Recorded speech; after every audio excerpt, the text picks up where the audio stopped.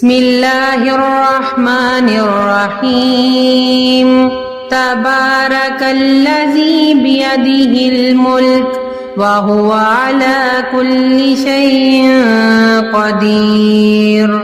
الذي خلق الموت والحياة ليبلوكم أيكم أحسن عملا وهو العزيز الغفور الذي خلق 7 سماوات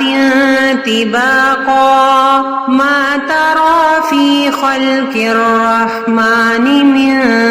تفاوت فارجع البصر هل ترى من فطور ثم ارجع البصر كرتين ينقلب إليك البصر خاسئا وهو حسير ولقد زينا السماء الدنيا بمصابيح وجعلناها رجوما للشياطين وأعتدنا لهم عذاب السعير وللذين كفروا بربهم عذاب جهنم وبئس المصير إذا ألقوا فيها سمعوا لها شهيقا وهي تفور تكاد تميز من الغيظ كلما ألقي فيها فوج سألهم خزنتها ألم يأتكم نذير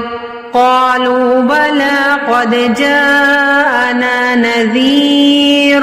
فكذبنا وقلنا ما نزل الله من شيء إن أنتم إلا في ضلال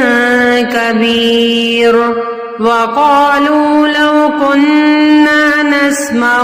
أو نعقل ما كنا في أصحاب السعير فاعترفوا بذنبهم فسحقا لأصحاب السعير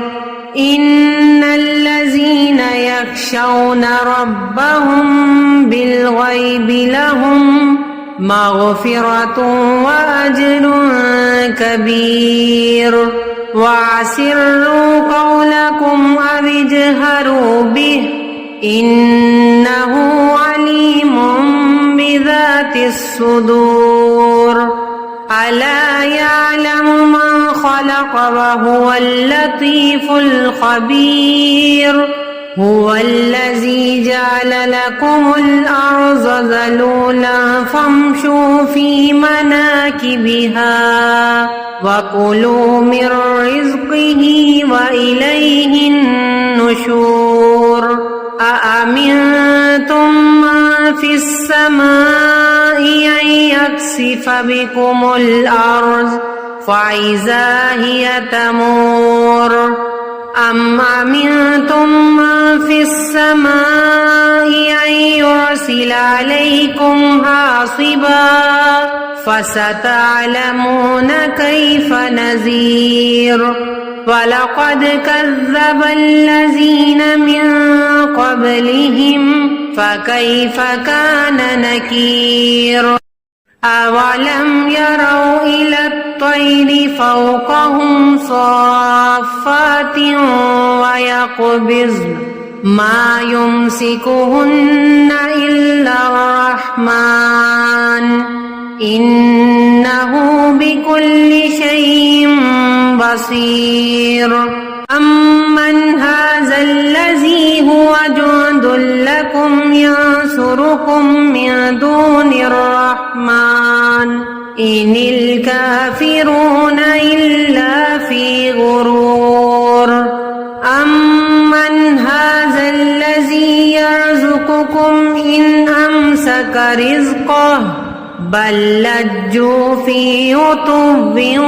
ونفور أفمن يمشي مكبا على وجهه أهدى أمن يمشي سويا على صراط مستقيم قل هو الذي أنشأكم وجعل لكم السمع والأبصار والأفئدة قليلا ما تشكرون قل هو الذي ذرأكم في الأرض وإليه تحشرون ويقولون متى هذا الوعد إن كنتم صادقين قل إنما العلم عند الله وإنما أنا نذير مبين فلما رأوه زلفة سيئت وجوه الذين كفروا وقيل هذا الذي كنتم به تدعون قل أرأيتم إن أهلكني الله ومن معي أو رحمنا فمن يجير الكافرين من عذاب أليم قل هو الرحمن آمنا به وعليه توكلنا فستعلمون من هو في ضلال مبين قل أرأيتم إن أصبح ماؤكم غورا فمن يأتكم بماء